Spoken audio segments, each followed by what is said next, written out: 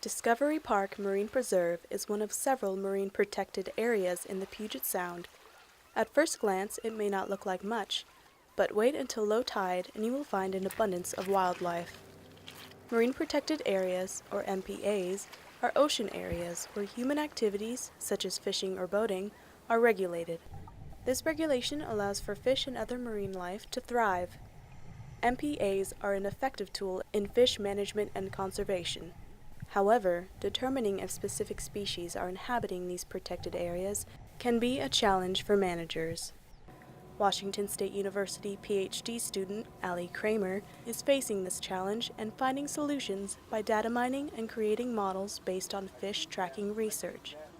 So specifically, I'm interested in the behaviors of fish. So I'm interested in the way they move, what makes them move a particular way, and what might be a pattern that we can use in order to manage fish better.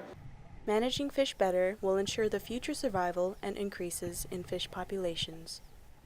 So right now, the way we track fish is using tags, and those tags are surgically inserted into the fish. You basically catch the fish, cut it open, very small cut, and insert a little tracker in it.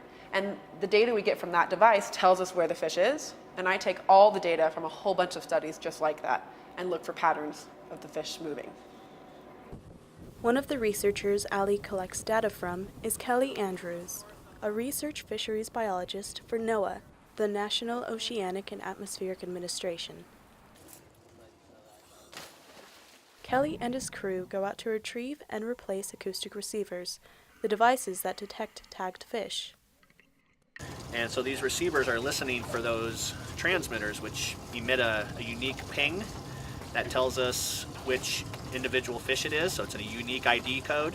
And the receiver listens for this train of pings that tells us the ID code, it tells us what depth the fish is at, and so it's giving us information. Then it also gives a timestamp of when it heard those pings. Data they download from the receivers helps them get a picture of where the different species of fish are and where they go. This data helps Allie create models that predict patterns in fish movement. These models will make fish management and conservation efforts much more effective.